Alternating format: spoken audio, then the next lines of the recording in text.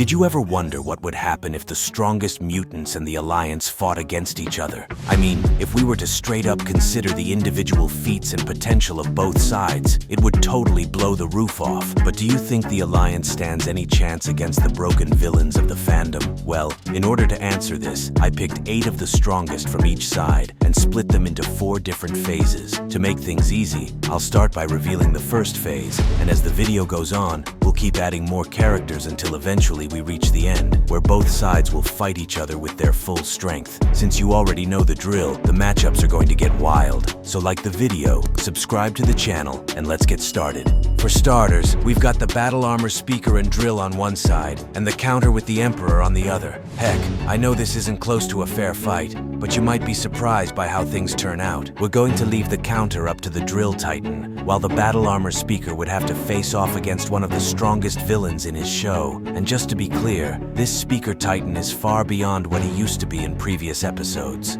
Plus, his insane physical strength and fighting skills speak for themselves. If we were to consider the abilities he possesses that would come in handy, it would be his stoic bomb and unlimited flex works. Other than that, the rest are just pebbles compared to the Emperor's durability. But that's not the only thing this monster has going for him. He's got multiple wins under his belt, crazy AP, and we've seen his power level is kind of close to that of the Tri-Titan in previous episodes. There's no way a speaker is matching that. So within a couple of moments, the speaker would be getting those back shots, but the drill, on the other hand, would still have his hands full fighting against the counter titan, so he can't really provide assistance. Yeah, I know this is a huge debate, but based on what both characters could do if they went all out, I'd say the counter would win this fight due to his broken perks like regeneration and flexibility. The Alliance isn't off to a great start, alright, but there are still many titans ready to join the battle, and trust me, things would only get more insane from here. In the second phase, the X-18 G-Man and the OG TV would arrive to assist the Alliance. Would they be able to pull it off now? Well, the obvious choice is to have the battle armor and X-18 G-Man fight against the Emperor,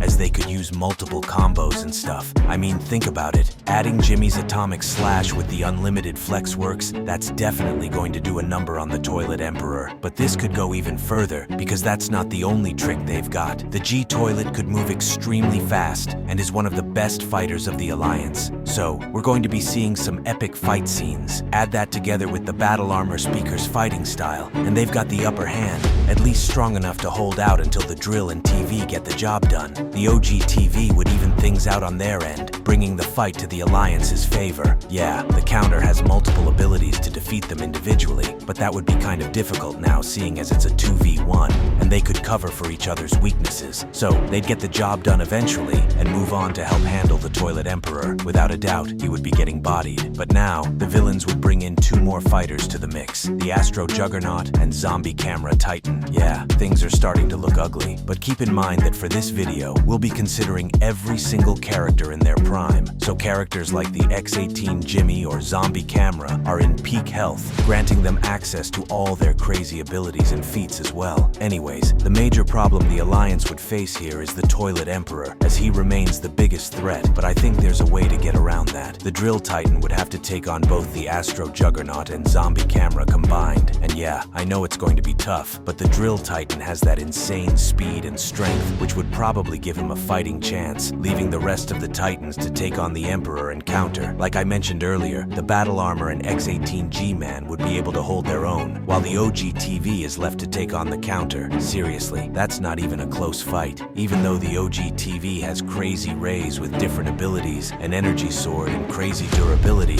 it wouldn't give him a chance against the counter. I mean, damn, we're talking about someone who bullied both the upgraded TV and Camera Titan in his series. So this TV gets the good treatment, and the counter moves on to help the others, resulting in a massive loss for the Alliance. But now, let's give the Alliance the craziest buff yet. For the third stage, we'll have the Pencil and Clock Titan come in as backup, and they're definitely going to make a difference. The Clock Titan would be a huge asset, as he's got time manipulation, which could be useful for different situations. I think the best opponent for him would be the Toilet Emperor, as I'm pretty confident in that part. The Toilet Emperor relies on his brute strength and physical traits, but as we've seen countless times, all that wouldn't matter against the Time God, due to his broken stats and ability to buff himself even more. While that's happening, the Pencil Woman would fight against the counter, and yeah, we already know how that plays out. The OG TV would have his time to shine, as he could go all out on the Astro Juggernaut, and let's be real, I think he'd be able to get the job done himself. But just to be safe, we'd have the Battle Armor Speaker give him a hand. The Zombie Camera, on the other hand, would already be getting bodied by the fully transformed Drill and G-Toilet. No doubt there, giving the Alliance an easy win here. But would that still be the case when the Siren Titan and Astro Duchess join the fun? Well, with the number of Alliance and villains now being equal, the stage is set for an insane battle. The OG TV could get his revenge fighting against the Astro Duchess, because I think he's more than capable of taking her down. The Clock Titan and Toilet Emperor battle would still go on as usual, seeing as they're the big bosses of both sides. The Pencil Woman handles the counter just like in the original, and she could even invite friends to help the others. The G-Toilet would be left to face off against the Siren Titan, and we all know how extremely broken the Siren Titan is. He could steal abilities for a short time. He's equally equipped with insane tech, just like the Turbo G-Man. The Siren Titan is also decent when it comes to throwing hands, so the fight wouldn't be totally one-sided, right? On the other hand, Steve would be fighting against the infected Camera Titan, seeing as he's got no form of electronics in his fully transformed state, making the camera's EMP blast kinda useless. Plus, I don't really see him surviving the JoJo Punch treatment. The Battle Armor Speaker against the Astro Juggernaut is one crazy matchup, but I think it's only fair if you guys get to decide on this one. So, does the Battle Armor stand a chance, or the opposite? Considering these fights are happening at the same time,